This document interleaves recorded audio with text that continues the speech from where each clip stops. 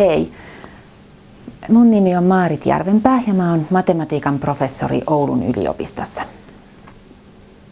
Ja tänään mä kerron teille hieman matematiikan tutkimuksesta. Joskus yksittäiset ongelmat ja niiden ratkaisut vaikuttaa merkittävästi matematiikan kehitykseen.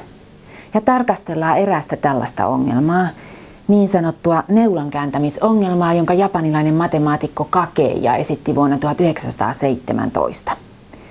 Ja Kakeya esitti tällaisen kysymyksen: kuinka paljon tarvitaan tilaa, kun käännetään neula tasossa? Toisin sanoen Kakeya kysyi, mikä on pinta-alaltaan pienin mahdollinen joukko, jossa neula voidaan kääntää 180 astetta.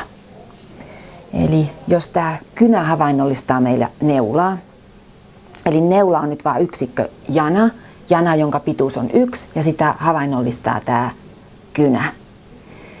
Ja nyt aluksi sanotaan, että tämän neulan kärki osoittaa tuonne oikealle, ja meidän täytyy kääntää se nyt tässä tasossa niin, että lopuksi sen neulan kärki osoittaakin tuonne vasemmalle, ja tämän kääntämisen aikana me ei saada nostaa tätä neulaa tästä tasosta. Eli tämä neula ei saa irrota tasosta, se on oleellista. Ja Kakeya kysyy, että mikä on pinta-alaltaan pienin mahdollinen joukko, jossa neula tai tämä kynä voidaan näin kääntää. No, tässä on nyt meillä pari esimerkkiä kuvioista, joiden sisällä tämän neulan voi kääntää. Tässä on ensimmäinen esimerkki, eli ympyrä. Miten mä käännän neulan ympyrän sisässä? Niin, että mä otan kiinni tästä neulan keskipisteestä ja sen jälkeen käännän tämän neulan sen keskipisteen ympäri. Ja silloin se neula jatkuvasti säilyy tämän ympyrän sisässä, eli tässä on yksi esimerkki kuviosta, jonka sisällä ton neulan voi kääntää 180 astetta. No, mikäs tämän pinta-ala on? No, jos tämän mun neulan pituus on 1 ja se neula on tuossa ympyrän halkasijalla, niin silloinhan tämän ympyrän säde on tämä halkasija jaettuna 2, eli se on puolikas. Ja ympyrän pinta-ala on taas pi r toiseen, eli pi kertaa säde toiseen. Ja nyt säde kun on puolikas, niin me saadaan tästä tämän kuvion pinta-alaksi pi jaettuna 4. No, tässä meillä on toinen esimerkki, eli tasasivuinen kolmio, ja nyt tämän kolmion korkeusjanan pituus on sama kuin tämän neulan pituus, eli 1. No, kuinka mä käännän tämän neulan tämän tasasivuisen kolmion sisällä? No, se tapahtuu näin. Eli ajatellaan, että se meidän neula on aluksi tässä ja se kärki osoittaa tonne oikealle. Ja sitten me haluttaisiin kääntää se tämän tasasivuisen kolmion sisällä niin, että lopuksi sen kärki osoittaisikin vasemmalle. No, se tapahtuu näin. Eli mä peruutan tonne kolmion kärkeen, käännän tätä neulaa 60 astetta, eli tasasivuisen kolmion jokainen kulmahan on 60 astetta. Sitten mä peruutan taas, käännän tätä neulaa 60 astetta, sitten peruutan tänne kärkeen ja käännän noin viimeiset puuttuvat 60 astetta. Ja näin tämä neula on onnistuttu kääntämään niin, että se ei ole eronnut tai irronnut tästä taulun pinnalta, ja se on käännetty kokonaan se 180 astetta. Eli nyt harjoitustehtävänä te voitte laskea, mikä on tämän tasasivuisen kolmion pinta-ala, kun sen korkeusjana on 1. Ja sieltä tulee vastaukseksi 1 jaettuna 4 juuri 3. Ja nyt tämä on pinta-alaltaan pienempi kuin tämä meidän ympyrä. No, seuraava esimerkki meillä on tässä videoanimaatiossa. Eli tässä on nyt esimerkki taas kuviosta, jonka sisällä me voidaan se neula kääntää 180 astetta. Ja tässä tämän kuvion pinta-ala on pi jaettuna 8. Eli tämä on nyt toistaiseksi pienin pinta-ala, mikä me ollaan löydetty. Ja tämä on erityinen esimerkki siinä mielessä, että pitkään uskottiin, että tämä on pinta-alaltaan pienin joukko, jossa neula voidaan kääntää. Että mitään tätä pinta-alaltaan pienempää joukkoa ei ole olemassa, jonka sisällä toi neula voitaisiin kääntää. Kyseessä oli uskomus, ja kukaan ei osannut perustella tätä väitettä täsmällisesti. Ja se, että perustelua ei osattu tehdä, johtui siitä yksinkertaisesta syystä, että tämä uskomus ei ollut totta.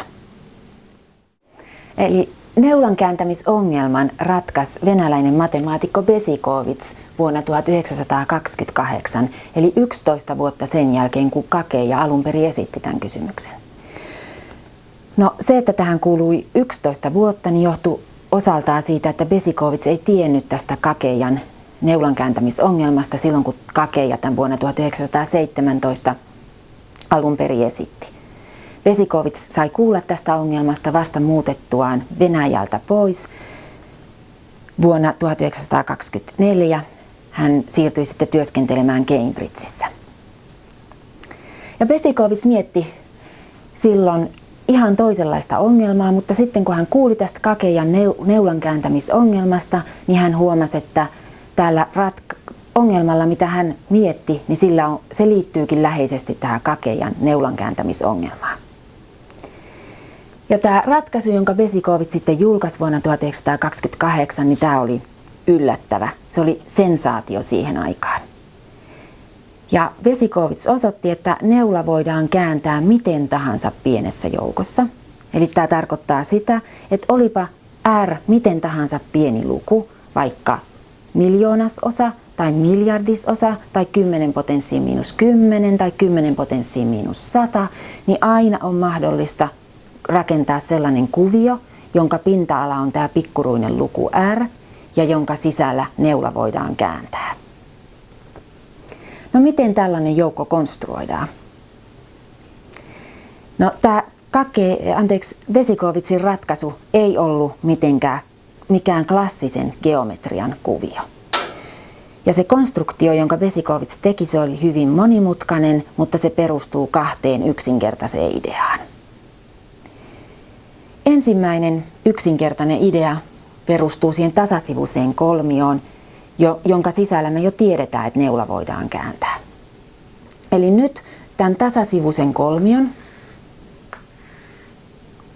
jonka sisällä me voidaan toi neula kääntää, niin puolitetaan se ja liuutetaan näitä paloja hieman toistensa päälle. Eli tässä on nyt 2 kolmion puolikasta ja mä liuutan niitä toistensa päälle näin.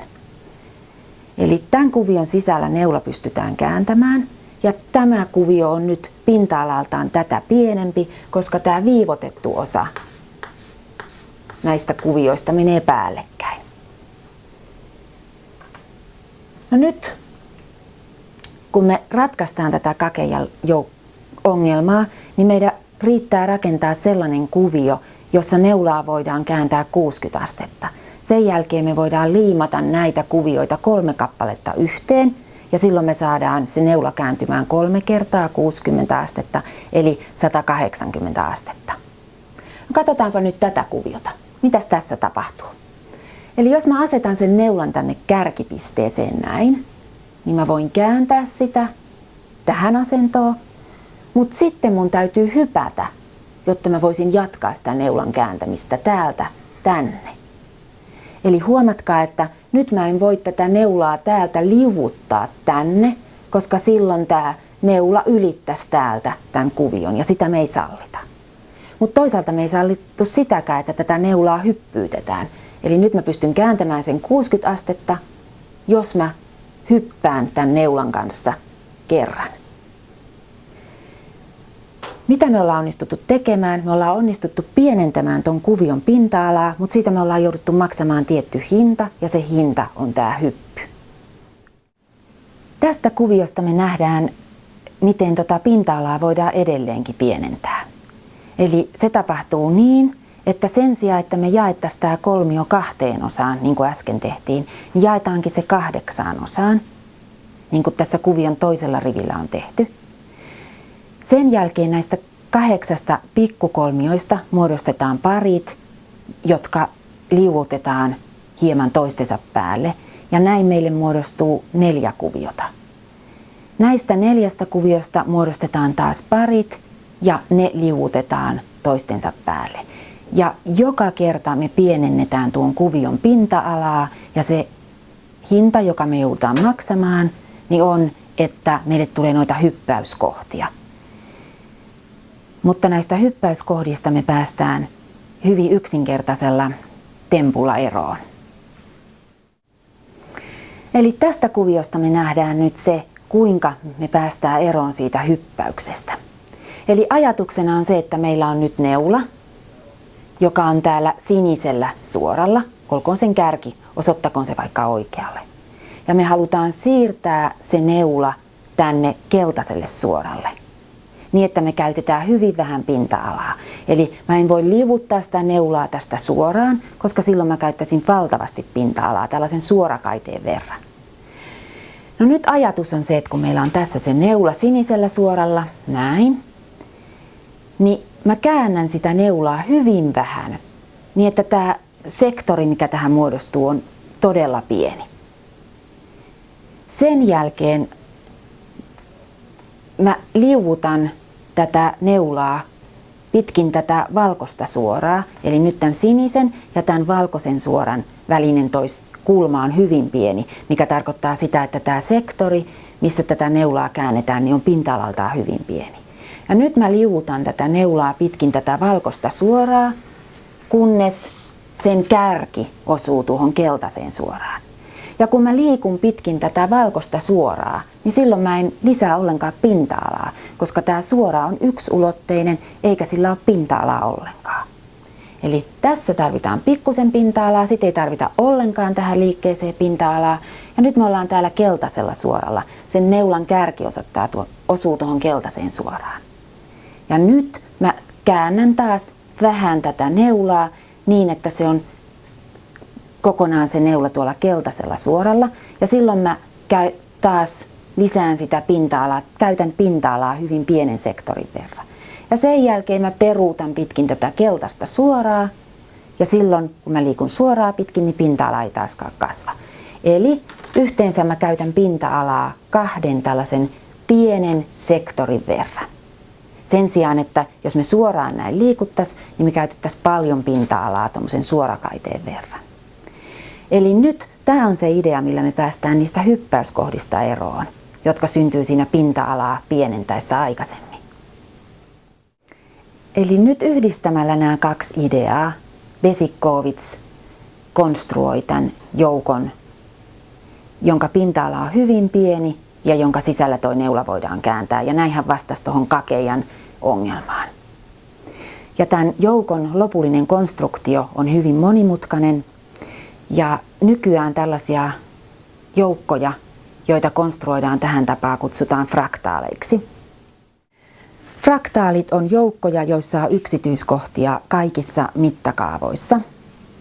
Jos meillä olisi käytössä loputtomasti suurentava mikroskooppi ja me tutkittaisiin fraktaalijoukkoa sen avulla, niin me nähtäisiin aina lisää yksityiskohtia, aina uusia kulmia, aina uusia säröjä, loputtomasti yksityiskohtia. Ja johtuen tästä yksityiskohtien valtavasta määrästä, niin klassisen geometrian työkalut eivät sovellu fraktaalien tutkimiseen. Ja nykyään sitä matematiikan osa-aluetta, joka tutkii fraktaaleja, kutsutaan fraktaaligeometriaksi.